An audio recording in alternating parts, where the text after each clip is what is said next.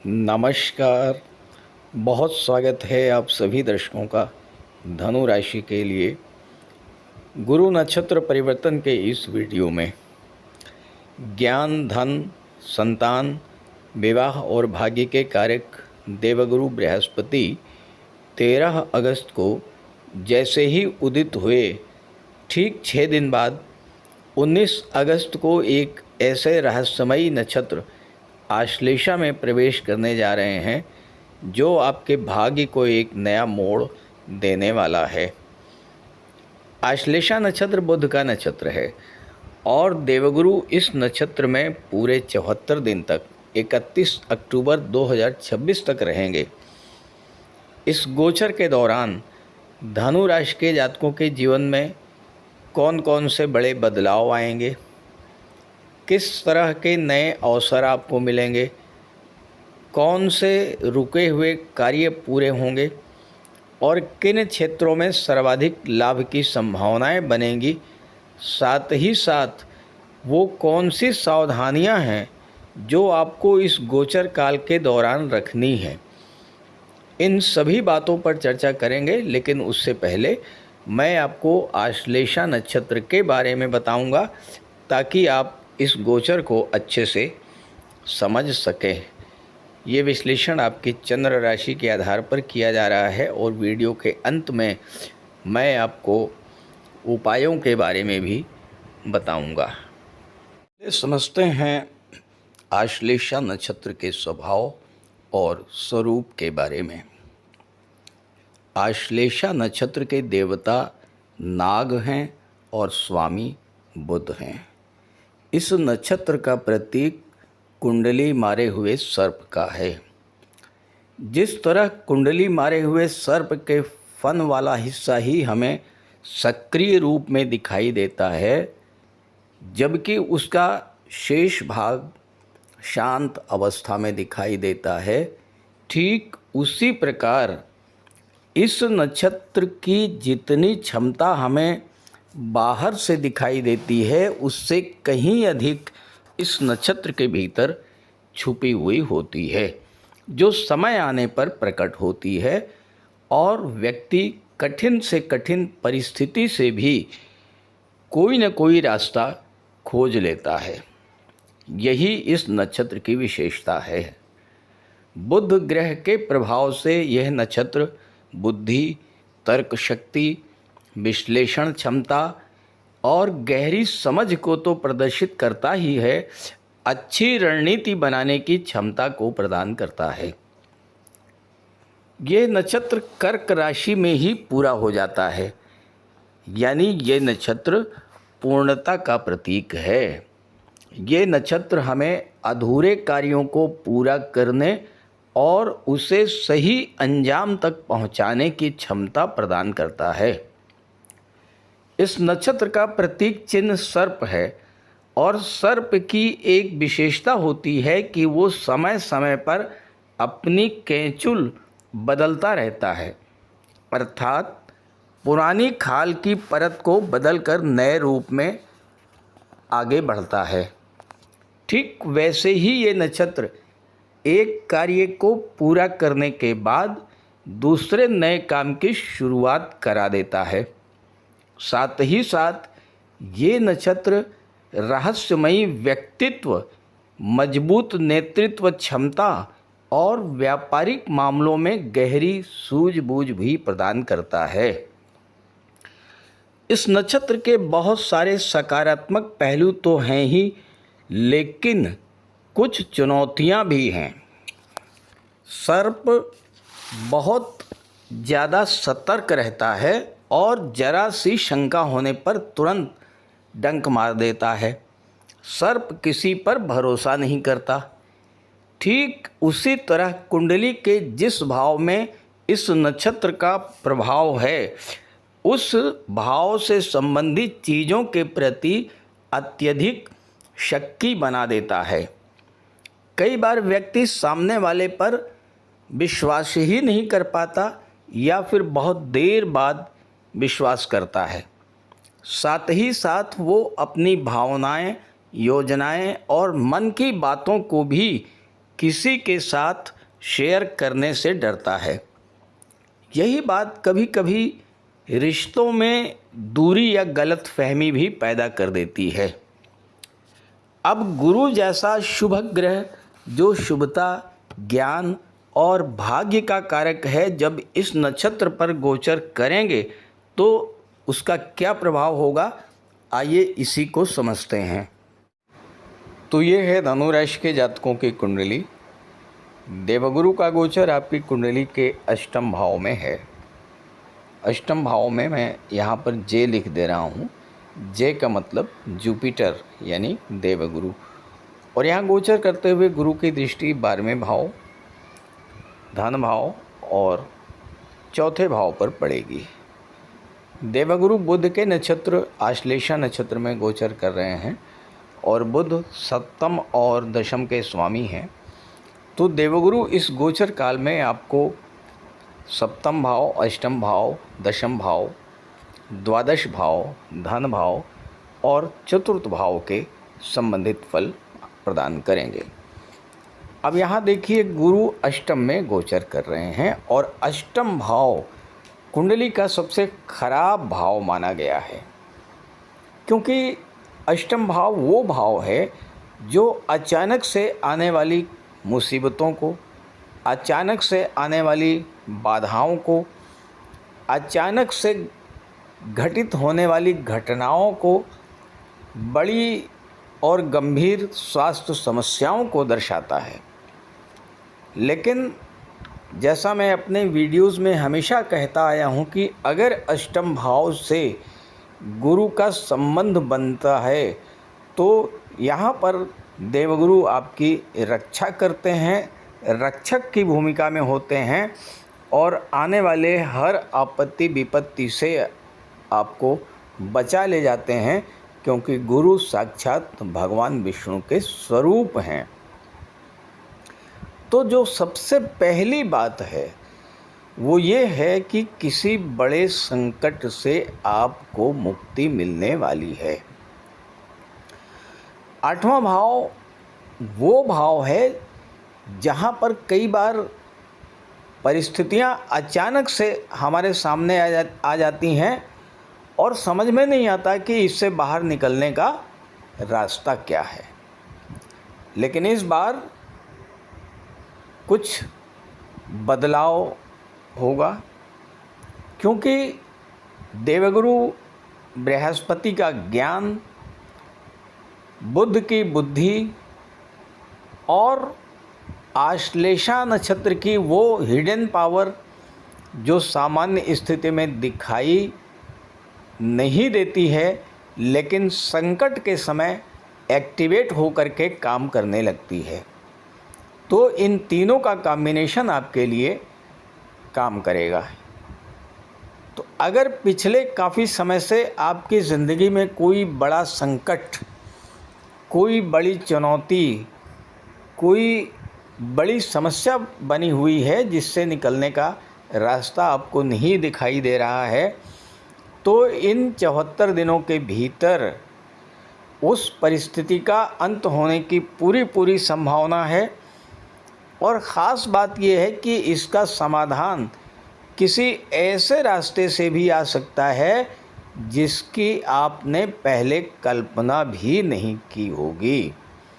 यानी सामान्य परिस्थितियों में कोई व्यक्ति, कोई जानकारी, कोई सही निर्णय आपके लिए एक नया रास्ता खोल सकता है। अष्टम भाव आकस्मिक रूप से घटित होने वाली घटनाओं को तो दर्शाता ही है, अचानक से होने वाले बड़े लाभ को भी दर्शाता है। आकस्मिक धन लाभ को दर्शाता है। ऐसा पैसा जिसके बारे में आपने पहले से कोई प्लानिंग ना की हो और अचानक से वो पैसा आपको मिल जाए। कोई पुराना डूबा हुआ धन, इंश्योरेंस से अचानक से धन की प्राप्ति, किसी पुराने निवेश से बड़ा धन लाभ, या कोई रुका हुआ फाइनेंशियल मैटर सॉर्ट आउट हो जाए, या कोई बड़ी आर्थिक अपॉर्चुनिटी आपके सामने आ जाए, इस तरह के चीज़ों से धन आपको प्राप्त होगा। तो इस तरह से 8वें भाव में गुरु उस धन के बारे में जो आपको अचानक से प्राप्त हो। अब जो लोग बिजनेसमैन हैं, अगर अपने बिजनेस में निवेश के लिए धन की तलाश कर रहे हैं, इन 74 दिनों में कोई ऐसा व्यक्ति उन्हें मिल सकता है जो उनके बिजनेस में पैसा लगाए।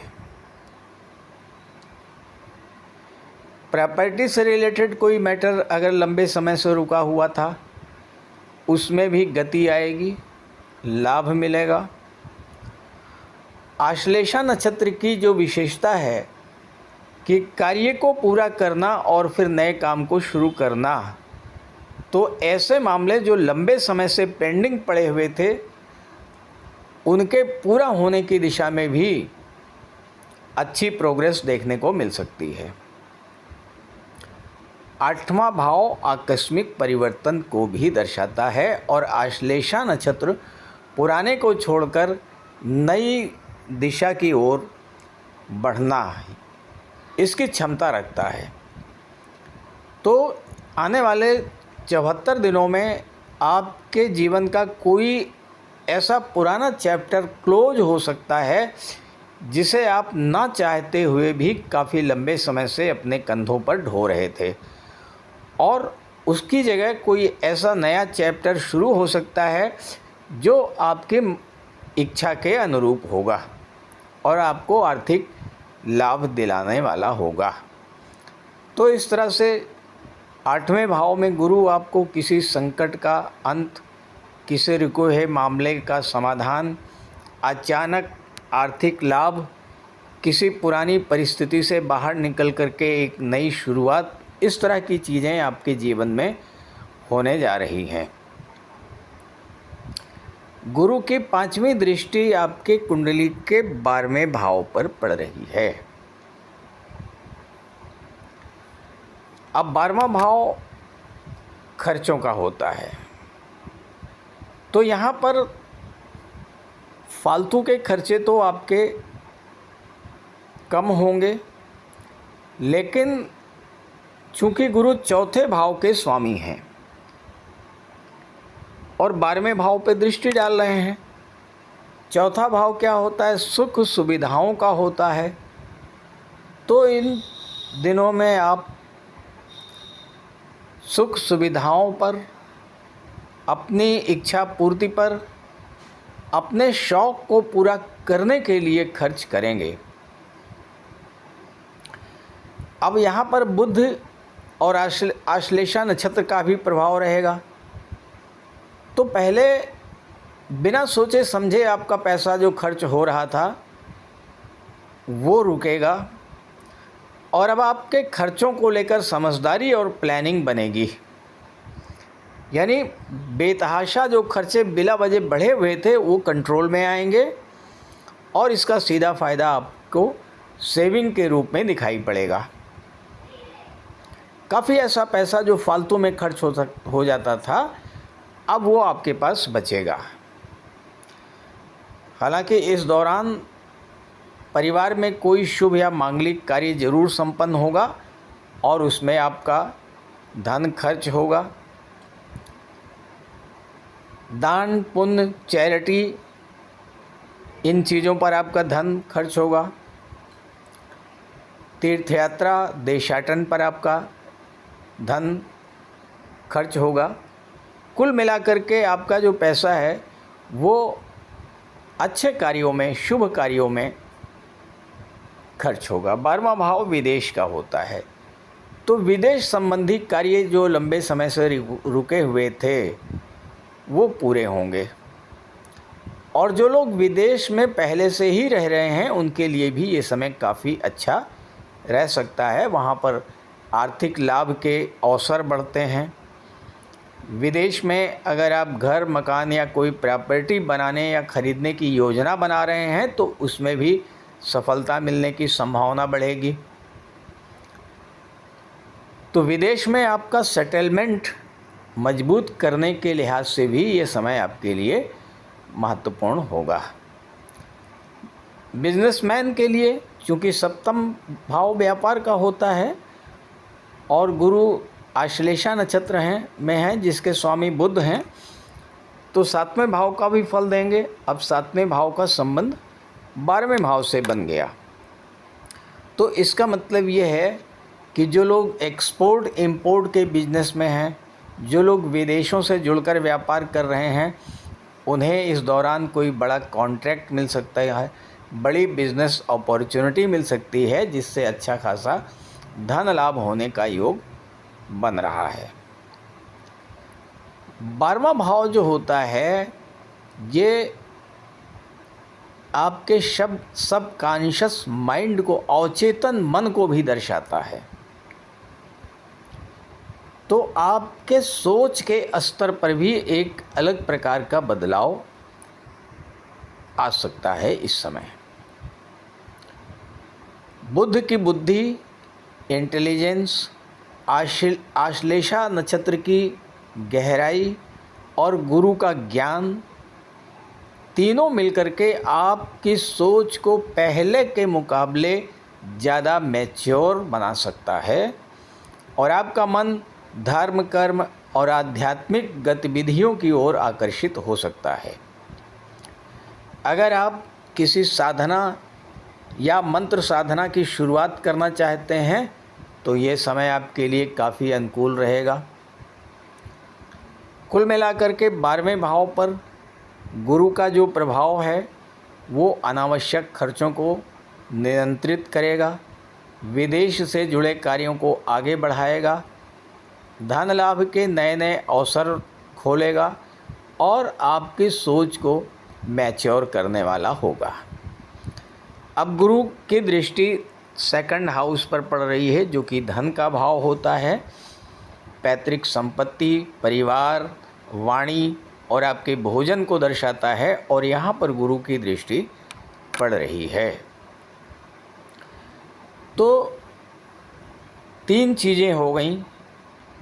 अष्टम भाव अचानक से धन की प्राप्ति, 12वां भाव खर्चों पर नियंत्रण और उसके बाद दूसरा भाव यानी धन का संचय।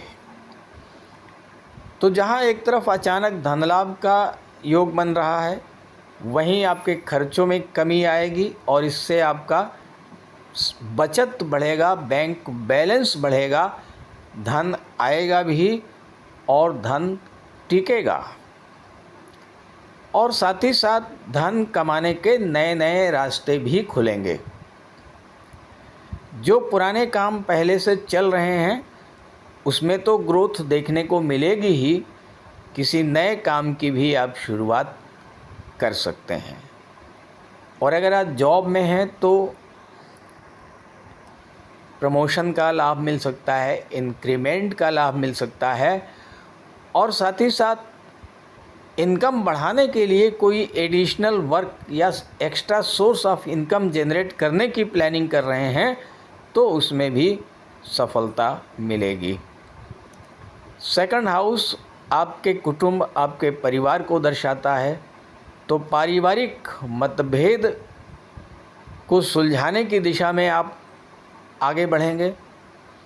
आपकी तरफ से थोड़ा सा भी प्रयास होगा तो पुराने मतभेद बातचीत के ज़रिए ख़त्म हो सकता है। 2nd हाउस आपकी वाणी को दर्शाता है और यहाँ पर गुरु की दृष्टि पड़ रही है तो आपकी वाणी में गुरु का ज्ञान होगा।